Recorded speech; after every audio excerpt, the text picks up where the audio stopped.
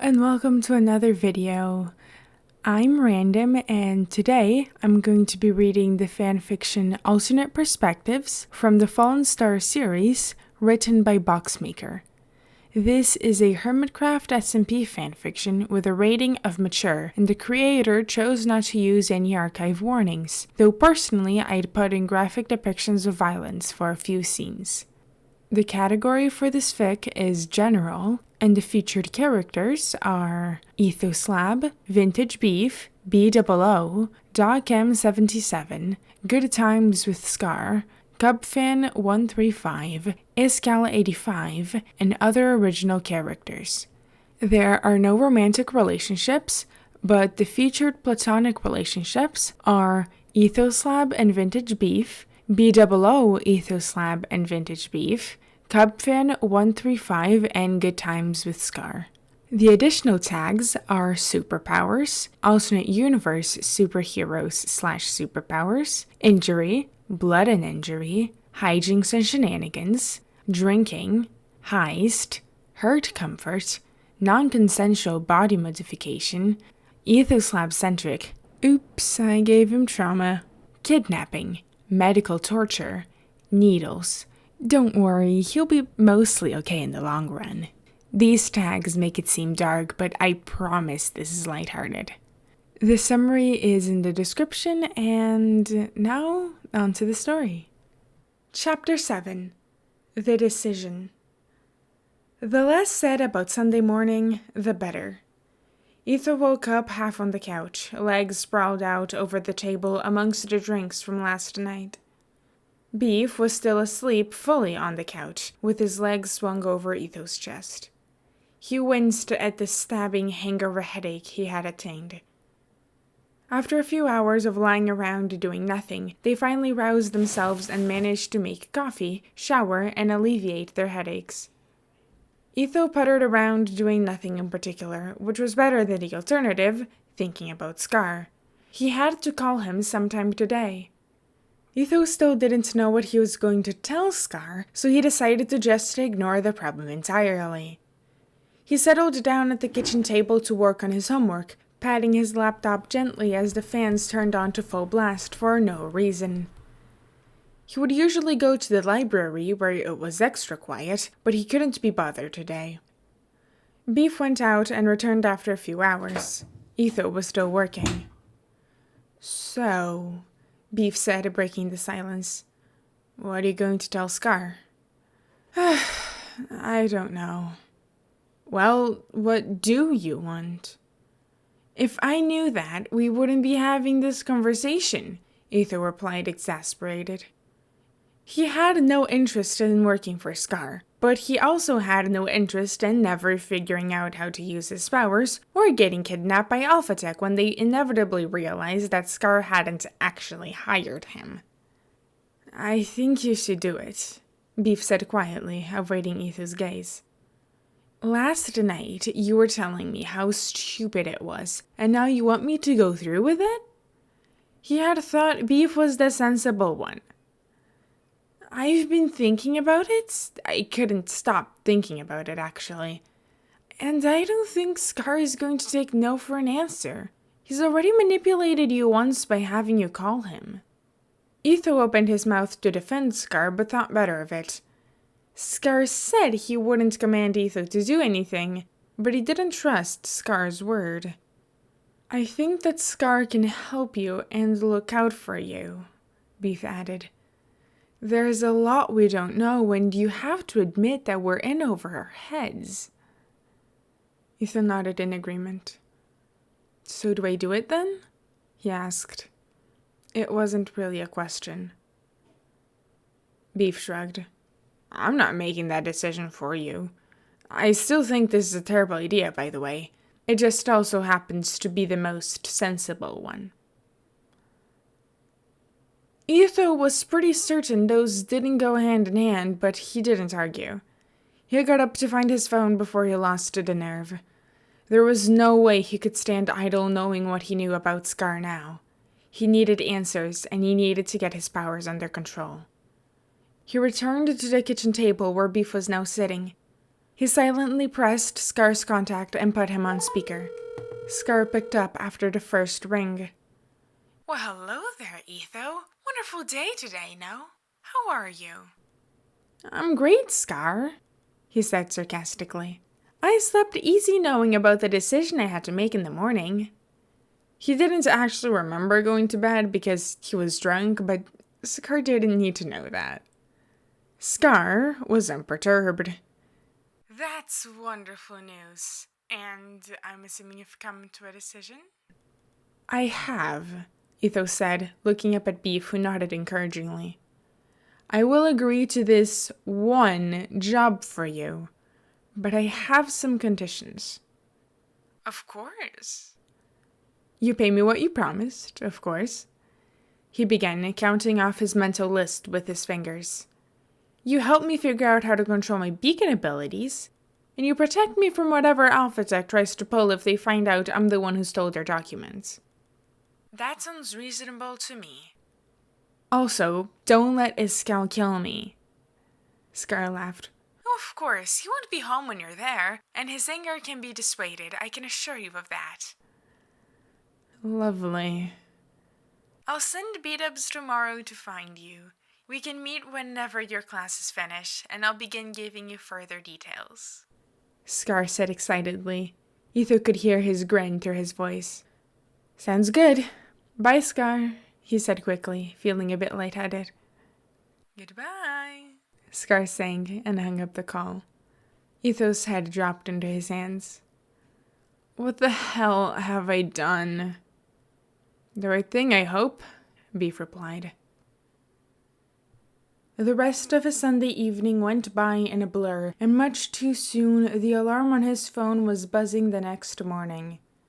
It was 9, which wasn't particularly early, but he had gone to bed at 3 in the morning, and now he regretted it.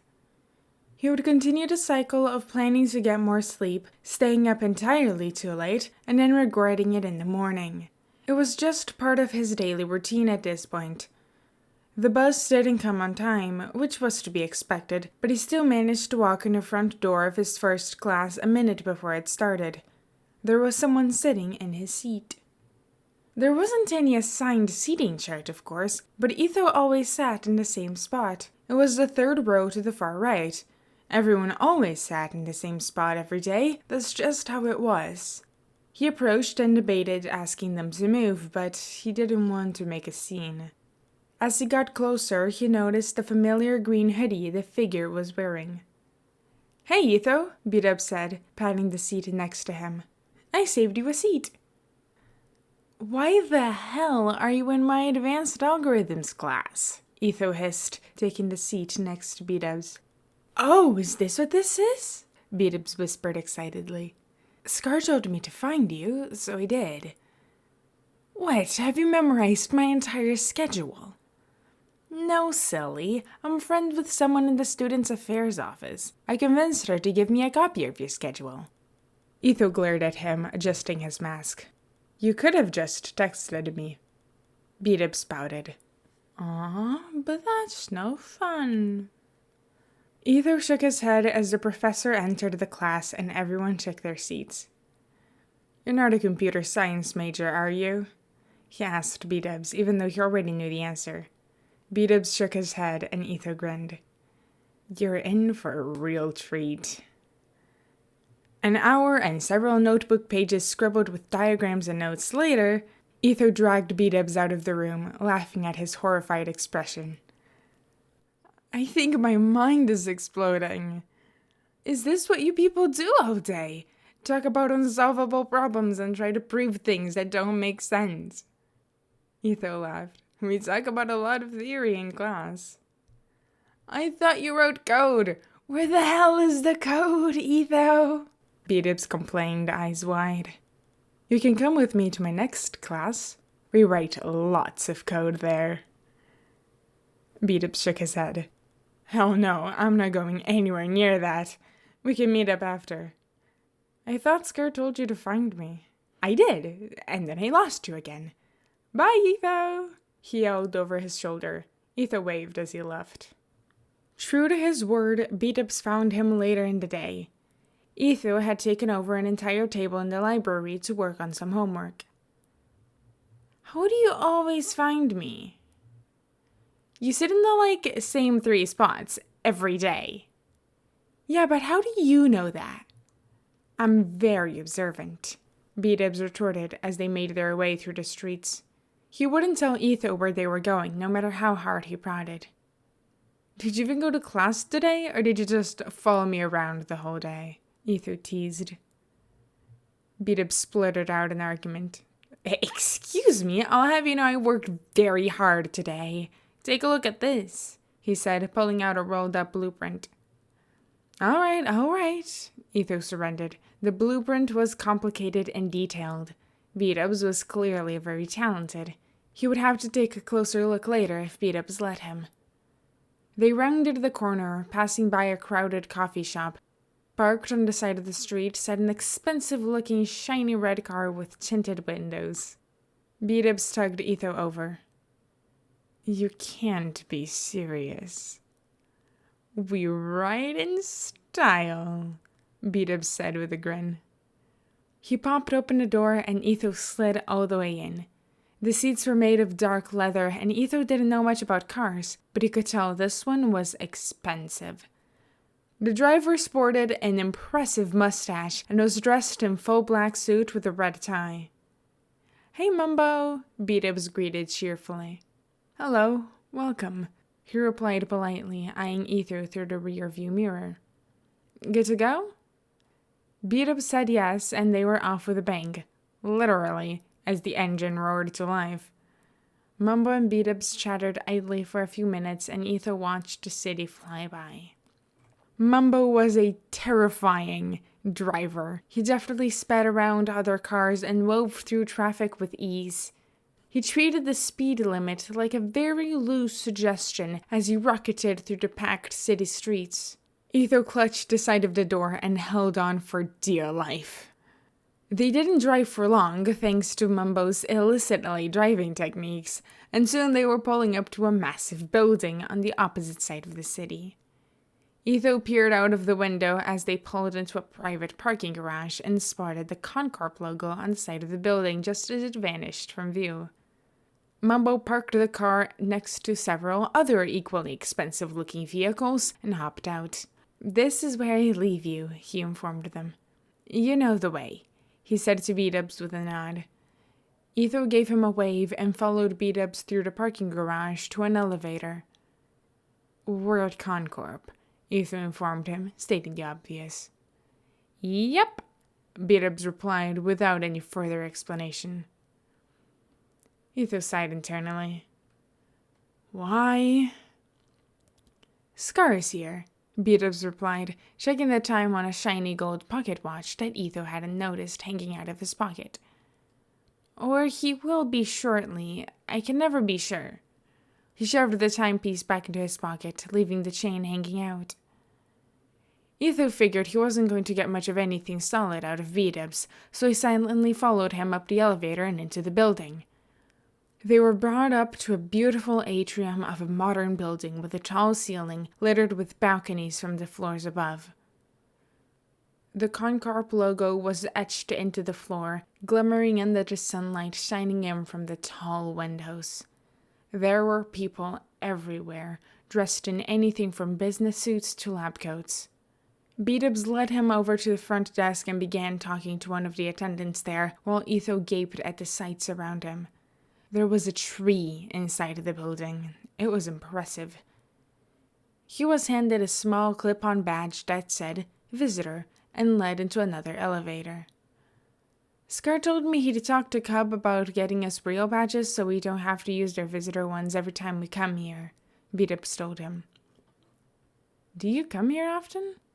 I've been here a few times, but we might be here a lot this week. It has a lot more space than City Hall, and Scar doesn't want us holding up in his office all the time. Etho nodded. They would probably attract a lot less attention coming here than they would at the City Hall. How long have you been working for Scar? B-Dubs thought for a moment. Just over 2 months, I think. He led Etho through the hallways of Concorp, past groups of employees and locked doors marked with keycard scanners.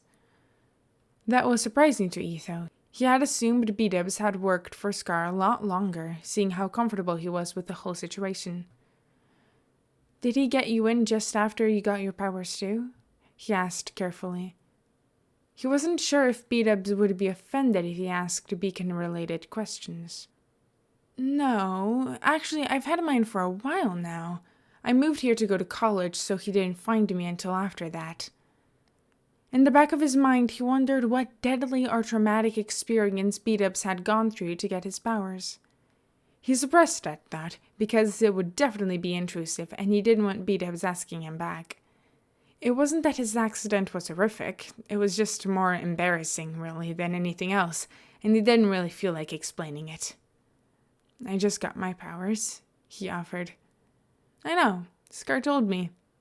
He must have seen Etho's eyes widened because he continued. "He didn't tell me much else. He just told me that because I might be helpful in training you. He wouldn't even tell me what your power is." That made Etho feel slightly better. "I'll tell you mine if you tell me yours," he suggested. "Deal. But we'll have time for that later. We're here," B-Dubs said, pushing open a set of opaque glass doors marked with the Concorp logo. They entered a large conference room with a glass table in the center. The left wall was lined with windows, opening up to an excellent view of the city. The right wall was plastered with whiteboards. Opposite to them sat Scar in his wheelchair and another man with dark hair and a lab coat who was writing on one of his whiteboards. It appeared that Scar and Cub were in the middle of a heated conversation, given the strained look on Scar's face and the tenseness on Cub's shoulders. Scar schooled his face as they entered. "Well, hello, gentlemen. Come in," he greeted warmly, beckoning them inside. "This is Cub," Scar said, gesturing to the man in the lab coat as he turned around from the whiteboard. Cub gave him a terse wave and began erasing whatever he was writing. He looked surprisingly normal for the CEO of a massive company. "Ready to talk business?" Scar asked as he wheeled over to an empty spot at the table, gesturing for them to take a seat. Etho gave him a nervous jerk of the head, and B-Dubs nodded vigorously.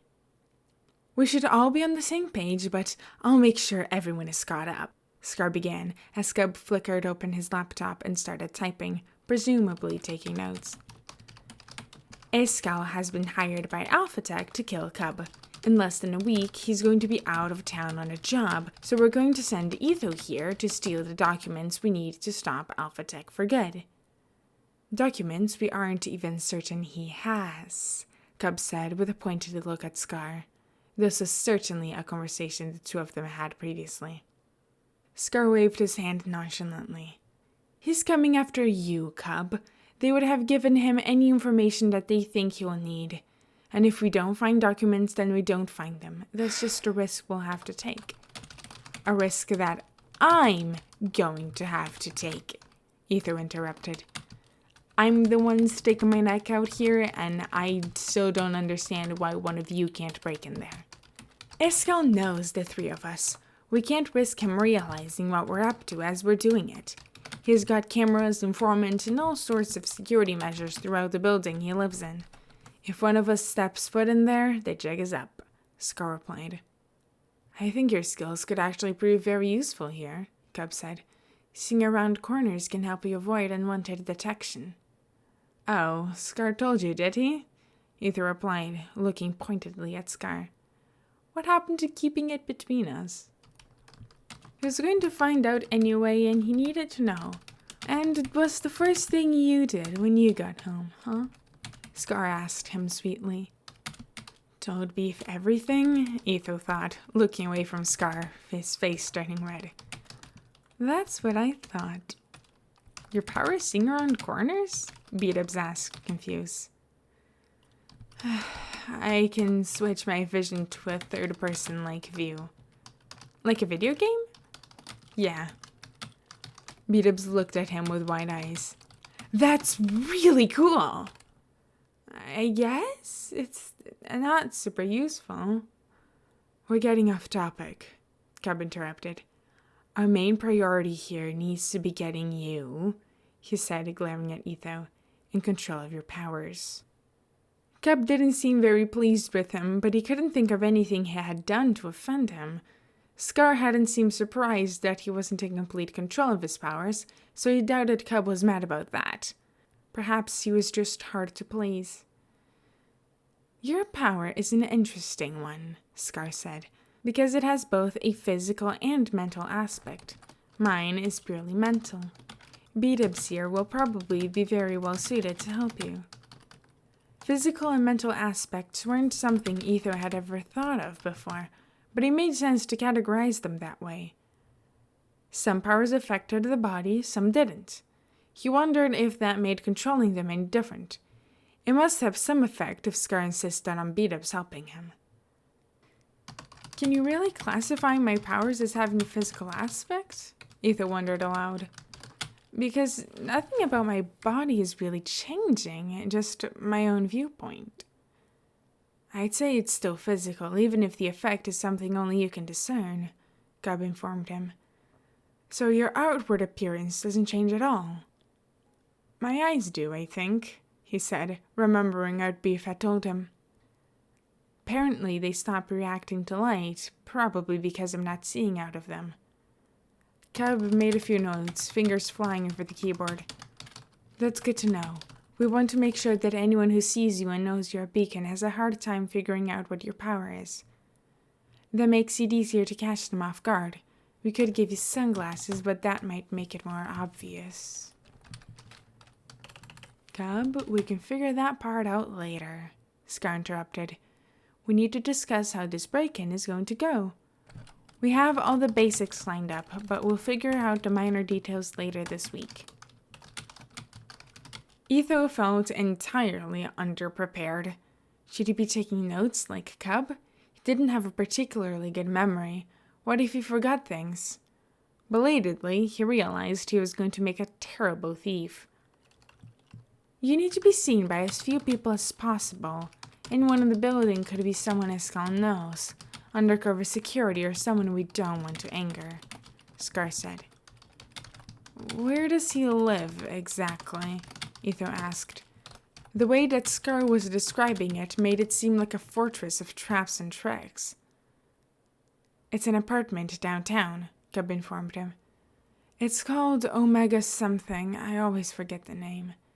It's a fancy place, mostly full of upper-class business types, so there's good security. That didn't sound particularly dangerous to Etho, but he didn't argue. Cub and Scar probably knew more than he did. He eyed B-Dubs, was paying attention intently next to him. He didn't seem to have a problem, so Etho let them continue. Like I said, the fewer people who see you, the better, Scar said. We'll figure out exactly how to get you inside undetected, but once you're in, you can climb up the elevator shaft. Up the elevator shaft! Etho interjected with disbelief. Yes, you'll climb up to avoid the cameras and anyone in the building. What floor does he live on? Etho said, interrupting Scar, who had continued like there was nothing wrong with his absurd plan. 14, Cub replied. 14! I'll fall and die. What if the elevator starts moving? This is... Scar raised his hand and Etho fell quiet. I understand you may be feeling some trepidation over this whole matter. Some trepidation? Etho whispered, looking over to B-Dubs, who gave him a wide-eyed stare. But you'll be fully prepared, I assure you. You can practice in the elevator here. I am not going to climb up any elevators. I told you he wouldn't like it, Cub said, completely deadpan. Because it's a dumb plan, Etho said accusingly. Fine. Do you have any better ideas, then? Etho thought about what he would normally do if he wanted to sneak past a lady at the front desk in his building. The fire escape was the obvious answer, but it wasn't exactly discreet, clanging his way up metal stairs. There was also no guarantee that Iskal's building even had a fire escape. His next thought was that he would just act like he belonged there, which was pretty easy in his own building full of college students like himself. But he doubted that he would be able to fit in at Iskal's fancy residence. Hiding in plain sight wouldn't work then, unless... Can you guys order a pizza? Scar gave him an incredulous look. Right now? Off to a bad start. No, I just need a pizza box, really. Then I'll go into Iskal's building and people will just think that I'm delivering a pizza. The room fell into a tense silence. Scar had a pensive look on his face. Cub nodded approvingly, and B-Dubs gave him a wide grin and a thumbs up under the table. Scar frowned. You'll still be visible on all the cameras, though. Even if you don't draw suspicion, then the proof will be caught in tape. You said Alpha Tech is going to figure it out anyways. I'll wear a hoodie or something, and I've already got a mask on, he said, gesturing to his face. It won't draw suspicion in the moment, and that's what's important. I still think the elevator is the safer option, Scar argued. I could literally fall and die. My plan does not have any risks like that. Alright. We'll table the elevator plan as a backup. We'll hash out the details later, Cub announced. But for now, Etho will arrive at the building disguised as a delivery man. He navigates up to Iskal's room, breaks in, finds the documents, and gets out the way he came. If you run into any problems along the way, you'll have to hightail it out of there, he said, looking at Etho, who nodded. How am I meant to break in? I don't know how to pick locks. The door doesn't have locks. They use an RFID keycard system. You can leave that part to me, Cub informed, clicking away at his computer. The plan sounded a little too simple for Etho. He planned to walk right in and out, but he had a feeling that it wasn't going to be that simple. See? Scar said. It's all coming together. Etho, for now you and B-Dubs should focus on getting your power under control. I'll also give you a box of climbing gear. I know you said no elevator shafts, he said quickly as he saw Etho's expression. But there's some other stuff in there that you can look through. You never know what you might need. Cub stood and shut his laptop. We'll leave you two to it then.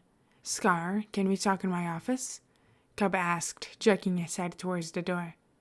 Of course, I'll be right there. Cub left the three of them alone in the conference room. He doesn't like me, Etho informed them as soon as Cub had left. Nonsense, he likes you. He just doesn't trust you, Scar placated. B-Dubs nodded. It was the same thing with me. He was cold for a while. He just has to warm up to you. I mean, what's not to love about you, Etho? He said with a laugh. It did make a bit of sense that Cub wouldn't trust him, given that they had literally just met. But it did sting a little that Cub was acting so cold, because the reason he was here was to save Cub's life. I wouldn't trust me either, Etho said.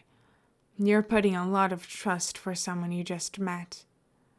You're putting a lot of trust in someone you just met, he said with a pointed look at Scar, who he was still a bit wary of. I'm good at reading people, Scar said nonchalantly. Now tell me, can we trust you, Etho? Yeah, Etho blurted out. I don't much like it, but working with you seems like the safest option. It was only much later that he would realize Scar had used his powers. I'll be on my way then, Scar said with a flourishing wave. You two can stay here as long as you like. B-Dubs, you remember the way out? B-Dubs nodded. Wonderful. We can meet here again at the same time tomorrow, he said, and wheeled out of the room. B-Dubs grinned at him. Let's turn you into the beacon you were meant to be. Etho turned his gaze away from the window and the bustling city beneath them. Let's do it. Welcome to the outro. I'm sorry there wasn't a video last week. I was in vacation, and I had to do 4 videos in 2 weeks. And then I thought, that's fine, I can do that. And then I miscalculated how long a video actually took to make, and then I only ended up making 3, and then I was on vacation. I was in an RV for 2 weeks, and I couldn't record. I couldn't edit. I couldn't do anything. So, that's why I didn't have Chapter 7. But now, I'm back! And you get a new chapter that was rushed. That's why the sound effects aren't as polished as they usually are. I tried, but I didn't have the time or energy. Trips are difficult. Airplanes are difficult. I'm still emotionally recovering. Anyways, school is going to start soon, so I might post like a chapter every 2 weeks. Maybe?